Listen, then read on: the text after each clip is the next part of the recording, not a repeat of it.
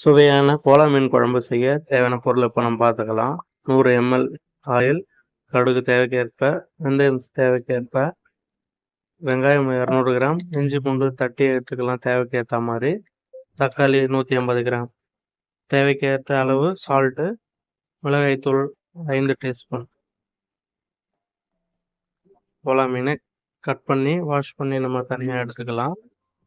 மீனை நல்லா வாஷ் பண்ணணும். இந்த மாதிரி பீஸா போட்டு குழம்புக்கு டேஸ்ட்டாக இருக்கும். ஒரு வாணலில் எண்ணெயை ஊற்றி அது கடுகு போட்டு கடுகு பொரிஞ்ச உடனே வெந்தயத்தை போட்டுக்கலாம், சீரகம் போட்டுக்கலாம், கட் பண்ணி வச்சிருக்க வெங்காயத்தை போட்டுக்கலாம், கருவேப்பிலை சேர்த்துக்கலாம், பூண்டு இஞ்சி தட்டி வச்ச பூண்டு இஞ்சியும் சேர்த்துக்கலாம். நல்லா வதக்கணும். வெங்காயத்தை வதக்கிட்டு அதுக்கப்புறம் இதெல்லாம் சேர்த்துக்கணும். இப்போ தக்காளி சேர்த்துக்கலாம், கல் உப்பு தேவைக்கேற்ற அளவு சேர்த்துக்கலாம்.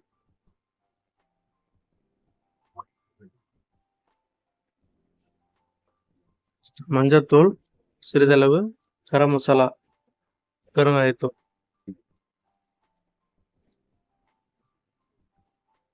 தேவைக்கேற்ற மாதிரி நம்ம சேர்த்துக்கலாம்.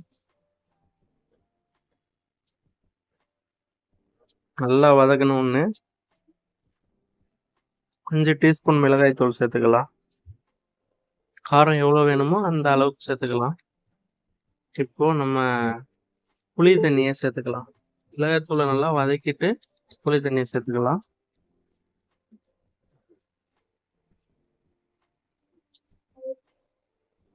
புளி தண்ணியை சேர்த்துட்டு அதை நல்லா இந்த மாதிரி கிளறி விடலாம். கிளறி விட்டு ஒரு 10 நிமிஷம் தட்டு போட்டு மூடிடலாம். மீண்டும் தட்டை ஓப்பன் பண்ணி கிளறி விட்டுட்டு நம்மளுக்கு குழம்பு நல்லா கெட்டியாக வர அளவுக்கு குழம்பு நல்லா கொதிச்சு திக்காகணும். இப்போ நம்ம கட் பண்ணி வாஷ் பண்ணி வச்சிருக்க கோலா மீனை சேர்த்துக்கலாம்.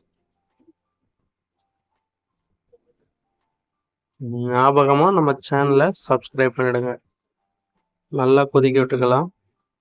மீனை போட்டு மீனை சேர்த்து நல்லா கொதிக்க விட்டு இந்த அளவுக்கு நம்ம எடுத்தா சுவையான கோலா மீன் குழம்பு ரெடி. ஞாபகமா சேனலை சப்ஸ்கிரைப் பண்ணிடுங்க.